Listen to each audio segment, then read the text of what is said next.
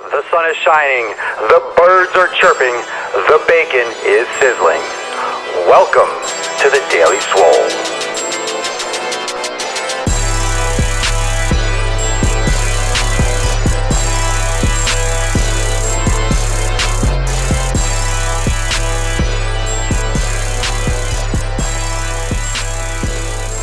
Welcome everyone to episode 134 of the Daily Mother Swole. Obviously, I'm absolutely massive today. I'm feeling great. Just had a photo shoot, so I'm feeling fantastic on absolutely fucking no sleep. But I had bacon in the car on the way home, so I'm awake and I have my coffee, feeling fantastic. As always, triple broadcasting, Facebook Live, Periscope, Busker, and I'm also on YouTube. You can find me youtube.com/Swolenormous, and also check out the podcast for the Daily Swole, either on SoundCloud, iTunes, or Stitcher. Just type in Daily Swole, no space. Today, I want to dip into Olympia Weekend a little bit and just talk some generalities. I'm not going to pick apart the lineup and all the details.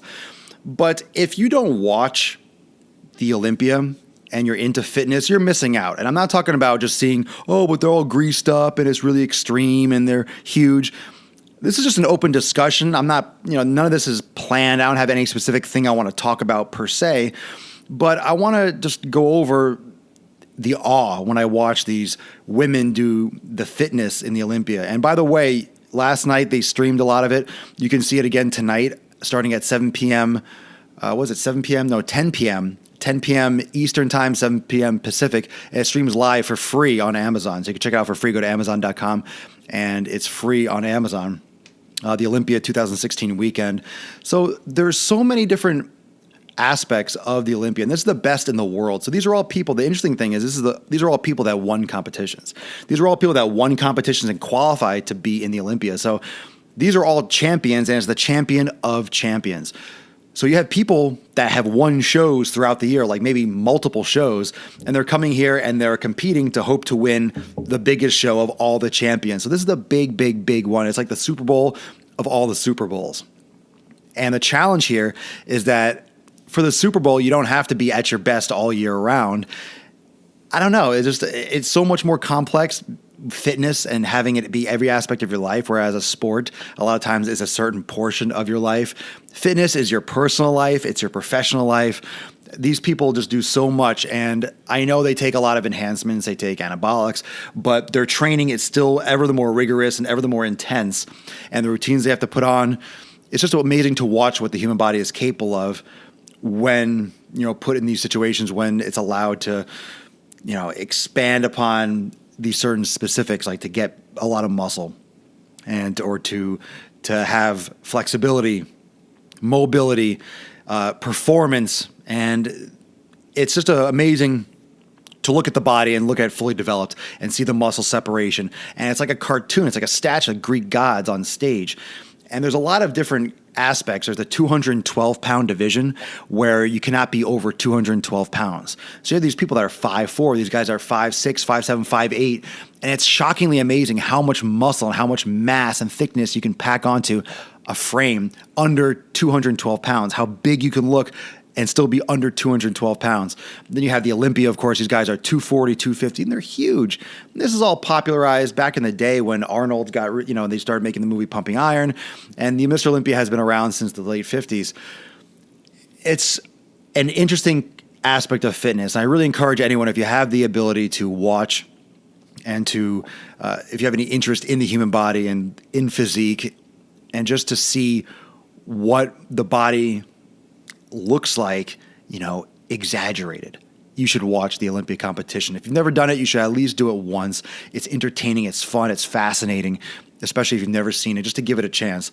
I'm not saying follow the sport and get really into all the details, but that has its own storyline. There's some politics and there's judging involved, but the more you know about bodybuilding, the more you know it's not so much. No, he didn't. Mike Metzner never won the Mr. Olympia. Never won that. Unless it was like a different division, but he never won the actual Mr. Olympia. If you look at what these people look like, okay, these women are taking anabolics because they look like dudes sometimes. These guys are taking so much, they're taking a lot of steroids. But people think, most people, and I just want to make this a point, just a concept to think about. Most people think that you take steroids. And there's like a steroid you take, and you take this thing. This is called steroids, and you take this. There are hundreds of different kinds. There's so many different kinds of steroids. There's steroids that make you stronger but not bigger. There's steroids that make you bigger and hungrier, and you can gain more muscle. There's supplements that make you harder and leaner. There's so many different types and combinations. And these guys are not taking one, they're not taking two, they're not taking five. They're usually taking probably 10, 15, 20, plus growth hormone, plus insulin. They're taking a lot of different stuff. And they're taking a lot of stuff that's pure. They're taking a lot of stuff that you've never heard of or couldn't even probably look up online. They're taking a lot of stuff. So let's get that out of the way first. You don't just take steroids and get big.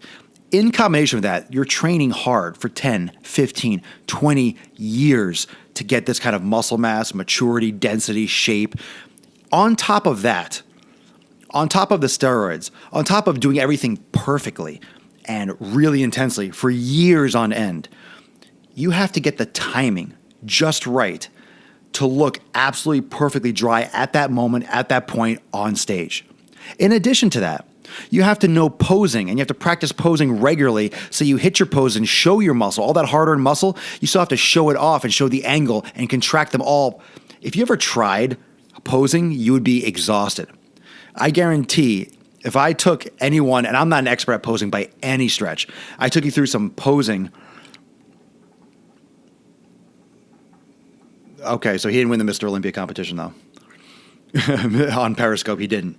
He didn't. Arnold won it in 1980. Frank Zane won it in 79 overall. So if you won the heavyweight section, you didn't win the overall. Frank Zane won. Just saying. The detail that posing brings out, you will be wiped out of breath trying to go through a posing routine. These guys are dieted down. They're dehydrated. It's just incredible. I don't care what you're taking. These guys, it's so hard to contract every muscle, every moment during all these poses and hold them for 10, 15 seconds each. It's insane what they do. It's insane what they do. You have to add all that together. Here's another aspect that you might not be aware of with bodybuilding. Yesterday was Friday. So, for example, let's take the biggest stage, the biggest competition, the Mr. Olympia, the men's heavyweight, the biggest dudes. The biggest dudes. When you have the competition, they don't do it all in one night. They do it in 2 days. So last night, Friday, you had what's called the pre-judging, where they come out and they do a ton of posing. They do against each other. They have call-outs, so the judges can really focus and see and get an idea of what's at the table and kind of get because it's hard to gather everyone at one time and see everyone at one time. So they really take their time. They pass through everyone. They line them up. They move them around. They set them up next to each other. So the judges can really see what the competition is like, what the playing field is like, and who brought what to the table. So it's pre-judging. They kind of judge people like, okay, this is what's going on. Then there's 24 hours between the pre-judging and the final, which is tonight. 24 hours. If you know anything about bodybuilding and being dieted down that lean and that shredded, 24 hours is a massive amount of time. In that 24 hours, you can go from looking amazing on Friday to looking flat and bloated on Saturday. You can go from looking okay, holding a little bit of water on Friday, to being absolutely fucking shredded, on point, and winning the competition on Saturday night.